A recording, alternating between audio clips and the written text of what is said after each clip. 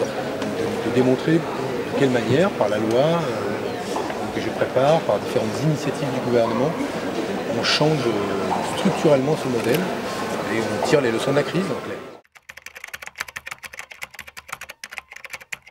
Bon, l'économie positive, ça existe depuis longtemps. Ça fait plus d'un siècle qu'il y a des entrepreneurs qui ont considéré qu'une partie des bénéfices ne devait pas servir juste à rémunérer le propriétaire en capital de l'entreprise, mais l'entreprise elle-même.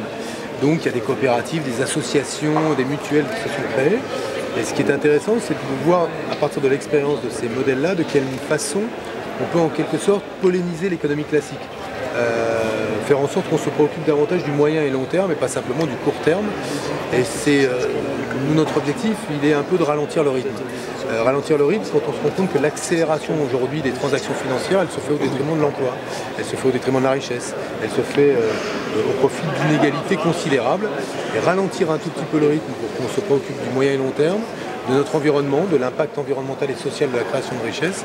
C'est le sens des orientations de ce gouvernement. Elles rejoignent en cela le rapport qui est celui de M. Attali, qui lui avait été demandé, ça tombe bien, par le président François Hollande.